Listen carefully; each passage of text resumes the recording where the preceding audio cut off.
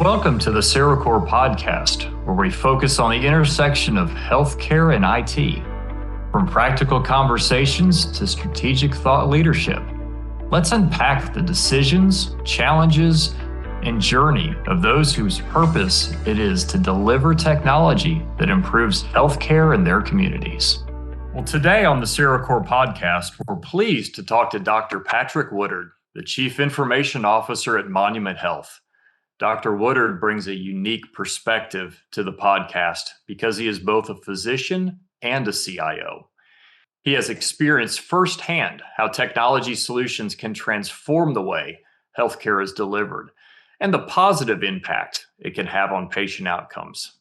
Dr. Woodard, welcome to the CereCore podcast. It's my pleasure to be here. Thanks for having me. Excellent. Well, we always like to get started with just a little bit of background. So, and Dr. Woodard, you've had a pretty unique story that shaped your path from practicing internist to healthcare technology leader at Monument Health. We'd love to know, did you always want to be a doctor?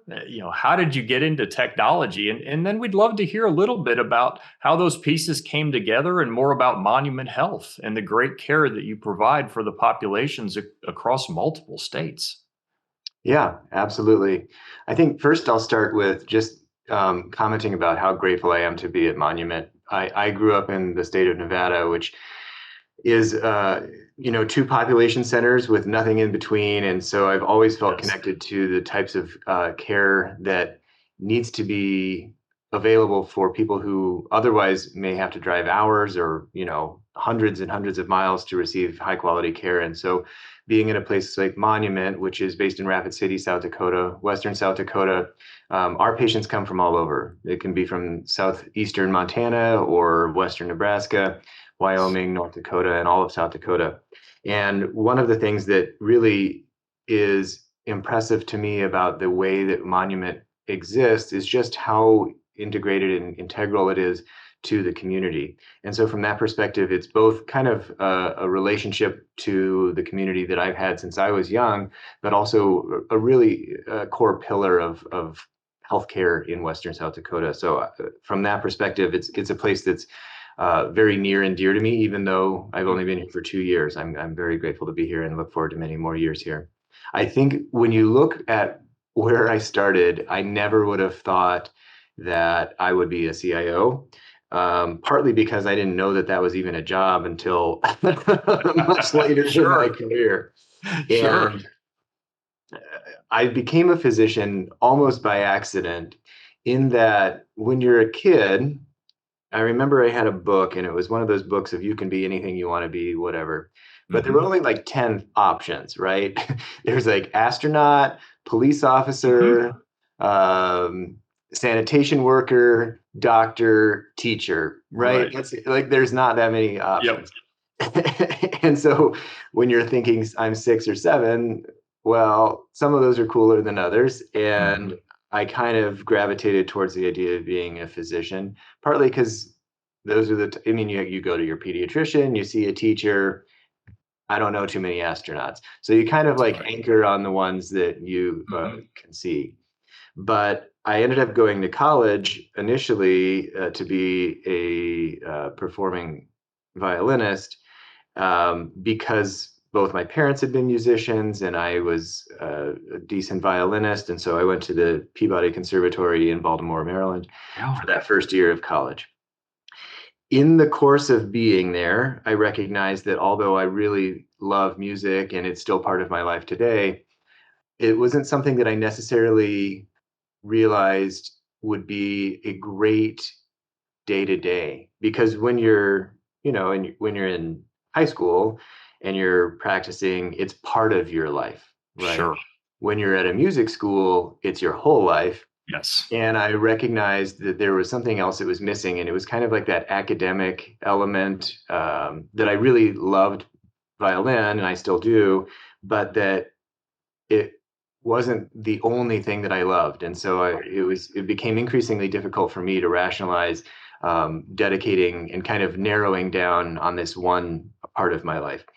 And so I made the difficult decision to change schools, because when you're at a music school, believe it or not, you can't go get a psychology degree. Right. So I needed to change schools, and I changed and moved to Georgetown University, where I finished up college. Yeah. The challenge there was that I needed to tell my parents, who again were musicians, that they were right the whole time, and I probably shouldn't have gone to music school. But you're 19, you can't tell your parents that they're That's right.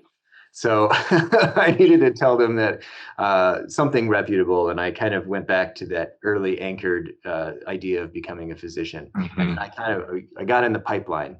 The med school pipeline is a one-way trip, and so by the end of college, and I had been admitted to med school at that point, I hadn't really thought about it again. I didn't look back, and realistically, I'm glad that I didn't, because here I am now, and I'm very happy with what I do. One thing I would say about living in DC, though, is that you kind of get looped into politics whether you want to or not. There's two cities in DC. There's Washington and there's DC, and the two don't really overlap unless you go to Georgetown, where everybody's very interested in the politics that exist in that town. Yeah. And I realized that health policy was very interesting. Science policy was very interesting. I had a really great professor who led a science policy class in my senior year of college. And I realized that the power of policy is that you can change the way that you deliver education or healthcare or social benefits on a grand scale that isn't possible in other ways. And so I thought, when I was in med school, health policy would be a way for me to kind of expand my impact, expand my reach. Right. I fast forward to residency. I was actually back in DC, kind of still thinking this health policy realm. Mm-hmm. And I trained in internal medicine at Howard University, an excellent training program.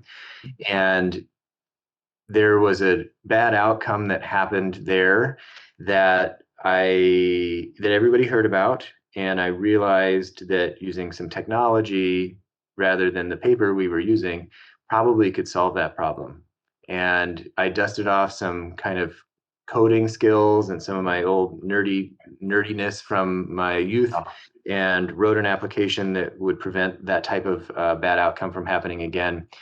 Went to the hospital chief medical officer and said, hey, I think this would solve the problem and prevent it from happening again. He immediately saw the utility in it and asked me, well, how much are you charging us? And I hadn't actually thought that far ahead, so I made up a number. I think I lowballed myself. but in the course of that, turned that into a company, and that's how I got into technology. Yeah. I've been really lucky to be able to turn that into a career on the health system side of things. Right. The impact that I saw in health policy, which was the ability to extend your reach beyond just the person in front of you, is what I see in technology as well. Yeah. As an internist, and I practiced as a hospitalist for many years, you go from room to room and bedside to bedside, and you're able to care for one patient at a time. And you may see 20 or 30 patients a day, but that's the max. You're really bound. And through technology, I know that the work that we do impacts the care that we have for all 500,000 patients that we have who come through the doors here at Monument Health. And I know that everything that we do to make it easier or better or faster or more human is really something that our whole teams are able to support. And I know that the impact that we're having is felt throughout the whole community. Yeah. So I'm very grateful to be able to extend my medical knowledge in that way and be able to care for the community in that way. Oh, that's fantastic, and greatly appreciate you sharing those individual journeys from where you started from to where you get to are just I think so important, and quite frankly lays the framework for then the rest of our conversation. But at the same point, it what the good work that you're doing there at Monument. So I want to dig into just a little bit about some what you touched on there quite right at the end. Healthcare technology has come a long way. We were on paper, and now we've got these big things called EHRs. But it's made tremendous progress over the past years. And, as a physician, and from the conversations that you have on a day-to-day basis with providers and clinicians, what's the overall sentiment from that side of the house about today's technology? And, what are some of the challenges that really still exist that you're trying to help solve?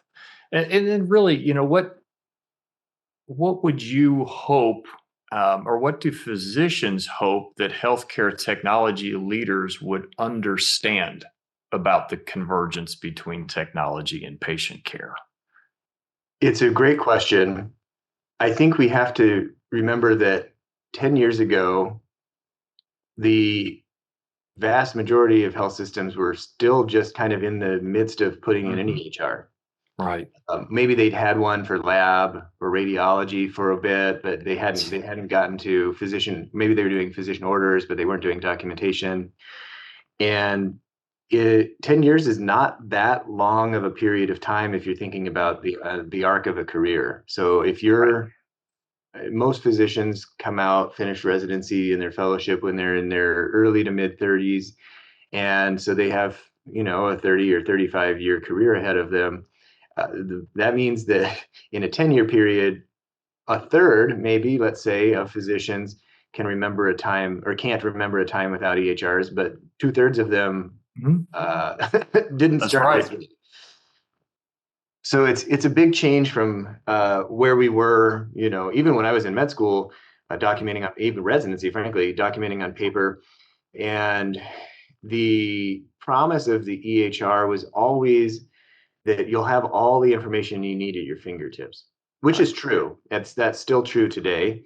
But the peril was that now you have even more information than you ever could possibly need, things that are completely irrelevant to your day-to-day practice. And by the way, the government and payers want you to follow a set of arcane rules that no one really explained to you to be able to get reimbursed for the care that you've rendered. The EHR to me is more of a speed sign, a speed limit sign, and a police officer for those types of things. And I think a lot of frustration in technology today is driven by the EHR is the thing that I see. I get mad at the cop who pulls me over and tickets me.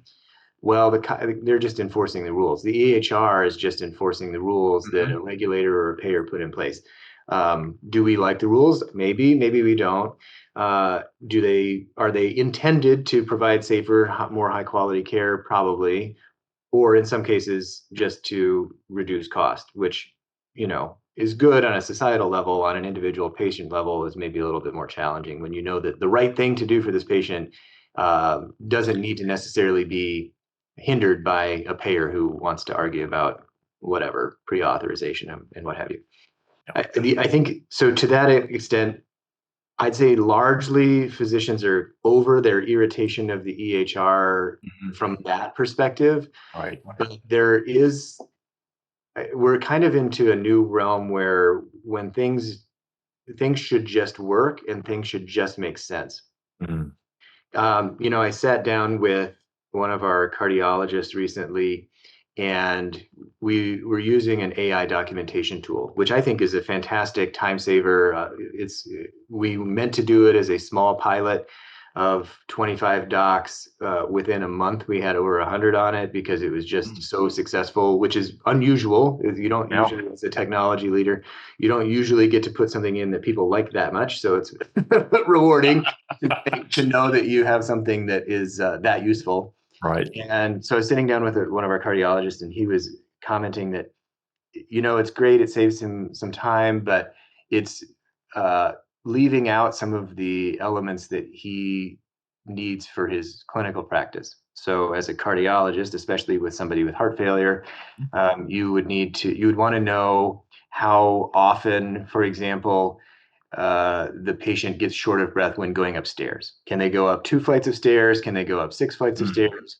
How many blocks can they walk before getting short of breath? Those are important when you're caring for someone with heart failure. And AI tool may not recognize that that's that important. It may just summarize it to they get short of breath. Most cases, that's probably useful, in fact, if I'm not specifically managing that problem. And so there is some frustration on the lack of specificity there.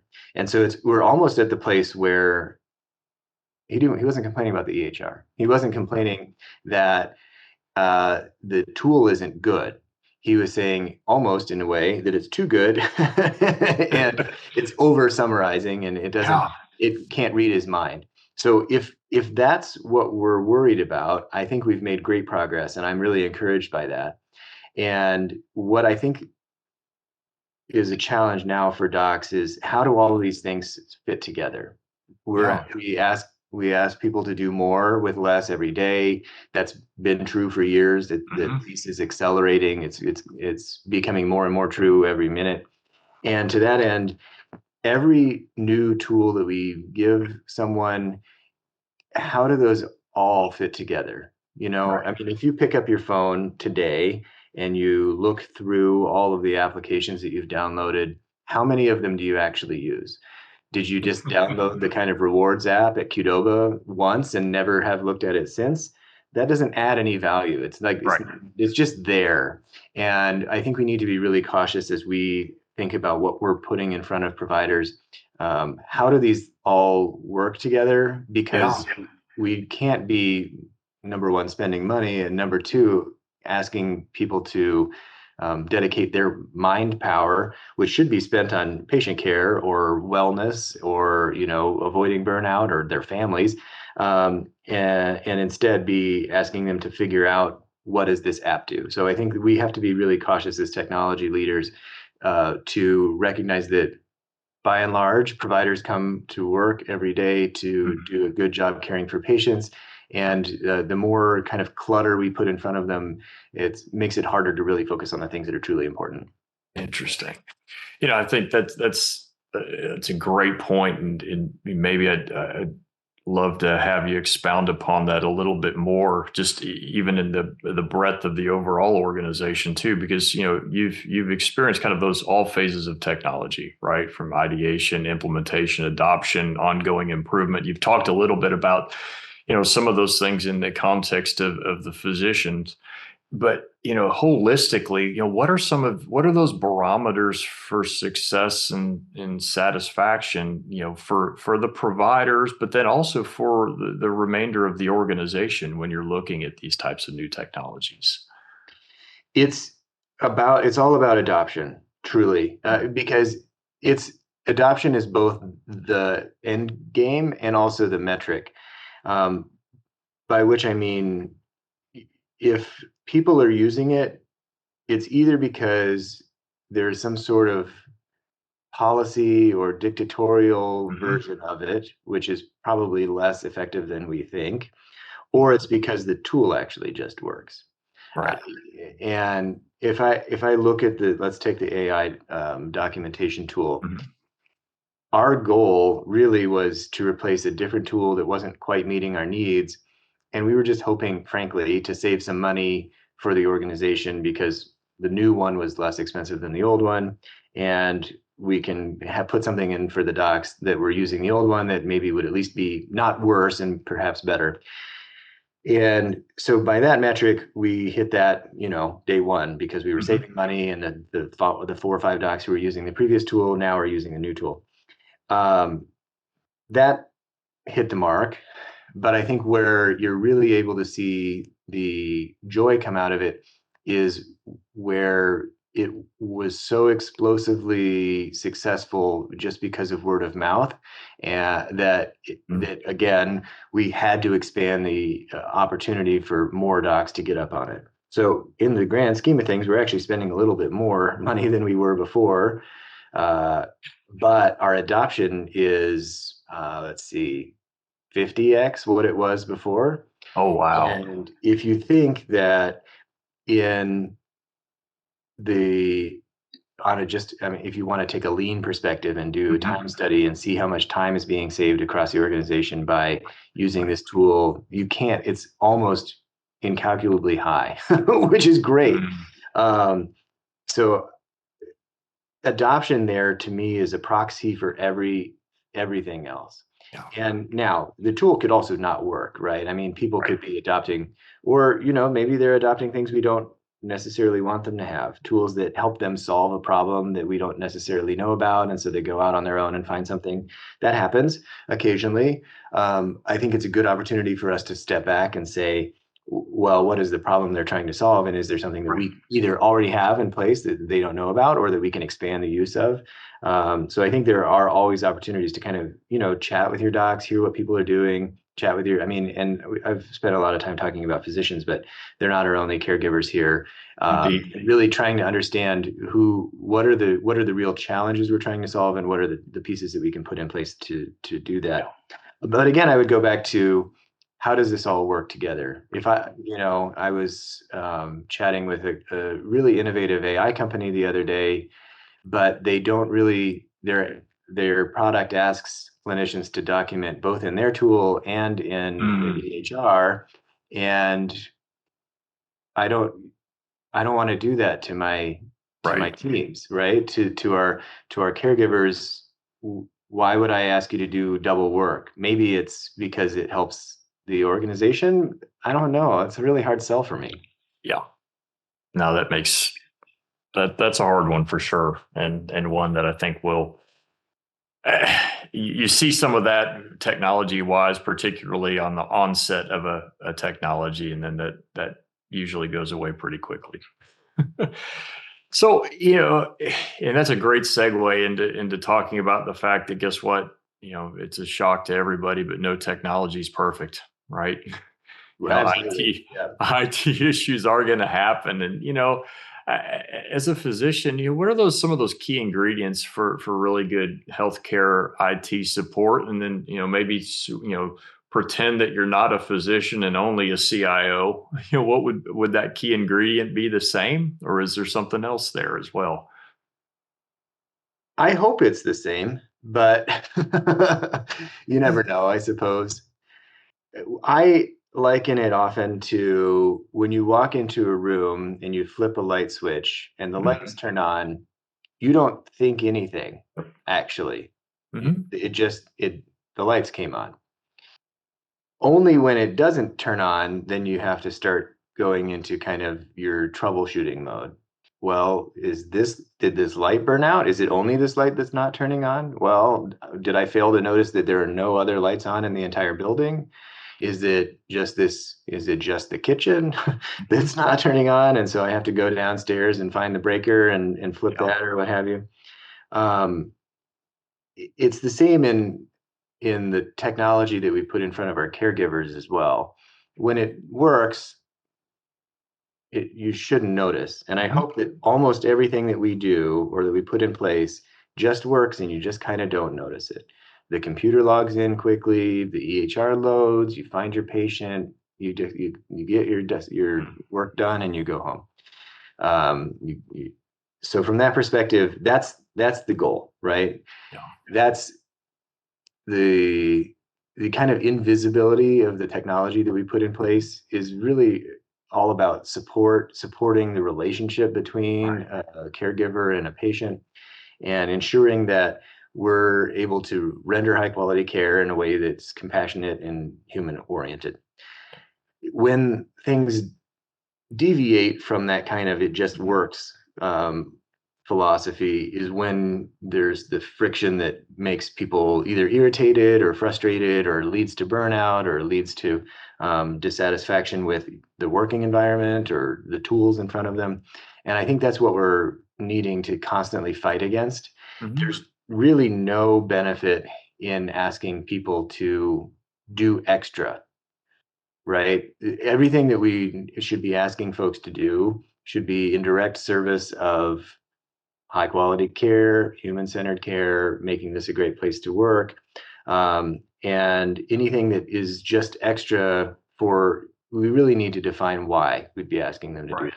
that. Everyone has so much that they could be doing, and the only thing that adds value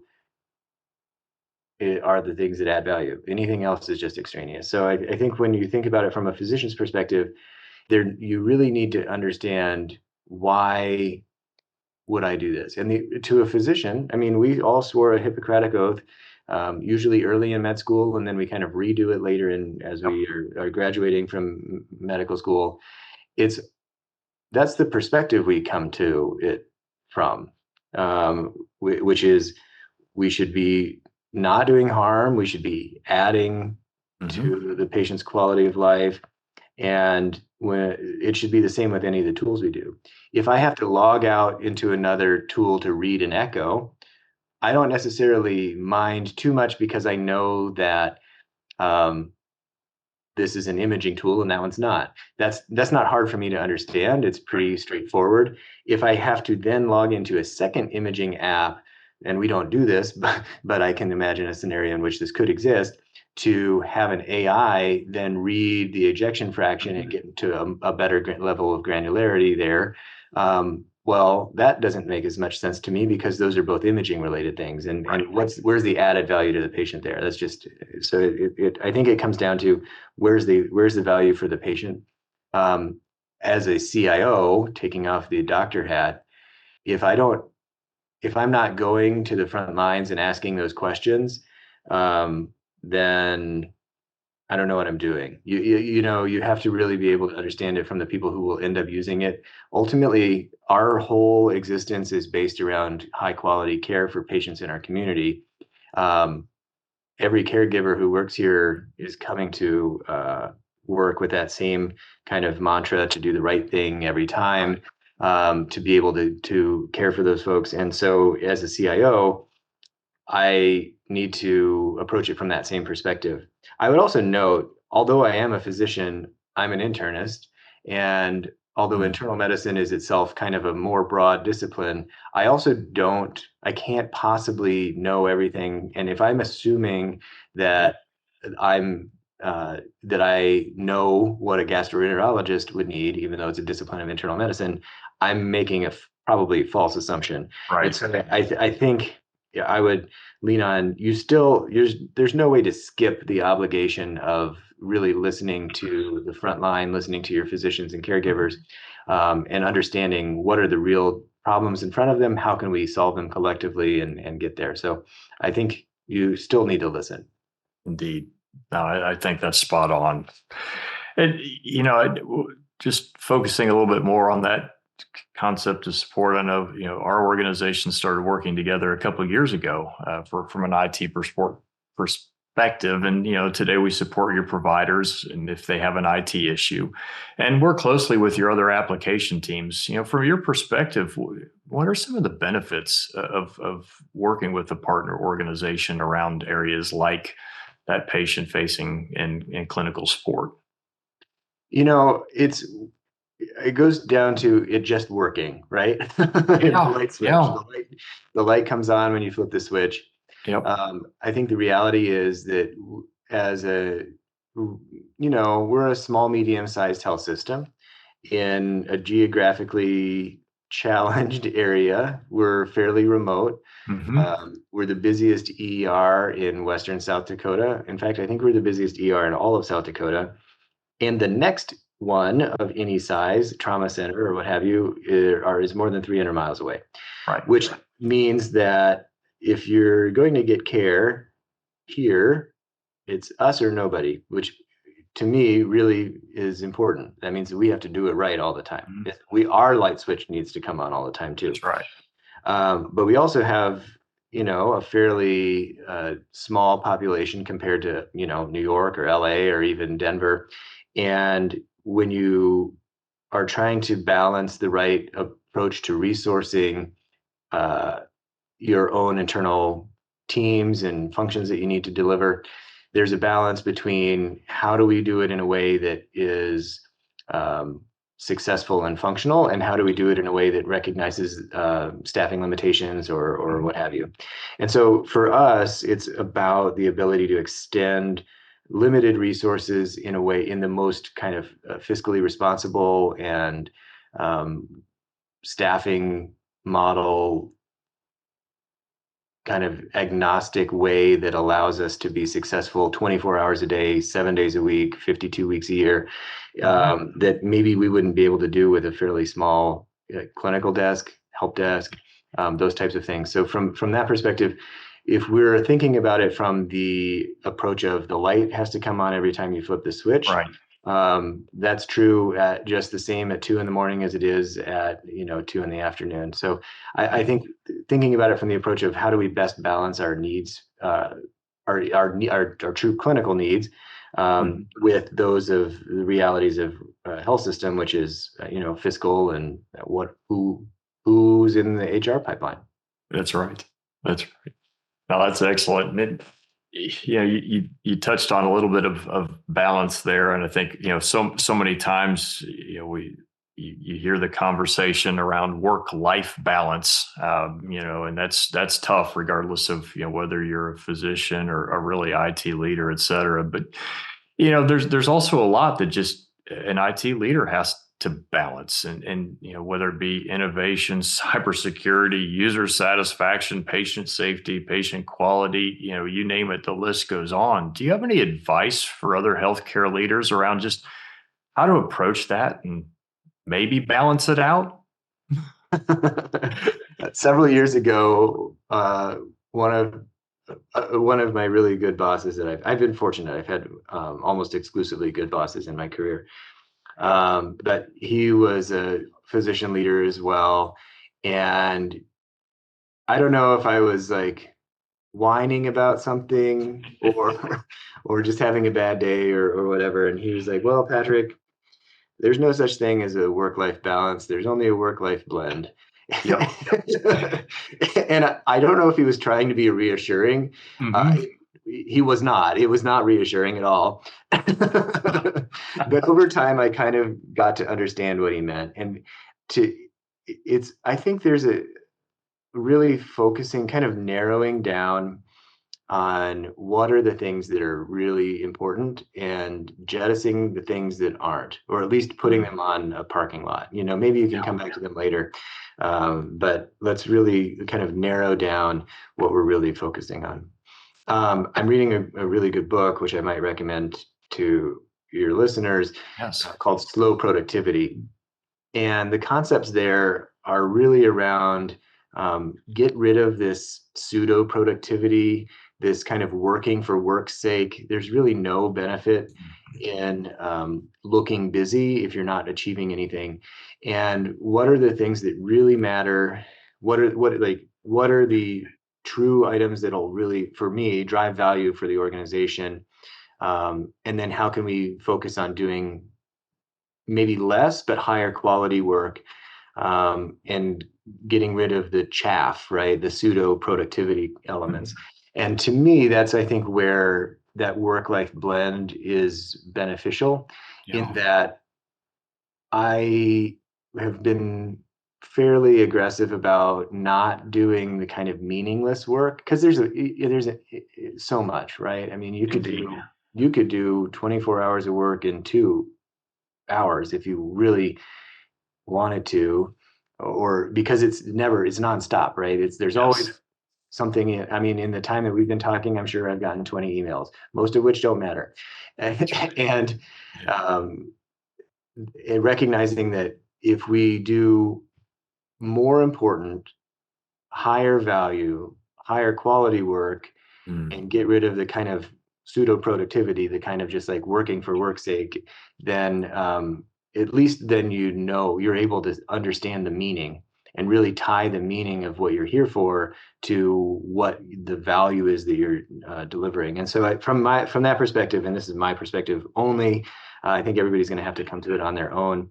If I'm going to get up every day and come do this, I could do a lot of other things if I wanted, I suspect. And if I'm going to truly believe that I'm having that impact that I want to have, I have to be able to tie it to the end value. And so it's easy for me to align those two. I know, and I don't want to say, I think if you're listening to this and you're not a CIO or you're not a senior leader, you may think I don't have any control over that. I think you do. I think at any level, we can all tie the value of the work that I'm doing, as long as I am able to just to figure these parts out.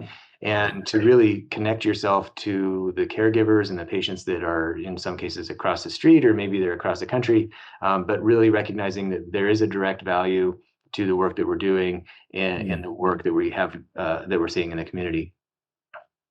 Yeah, no, that's excellent.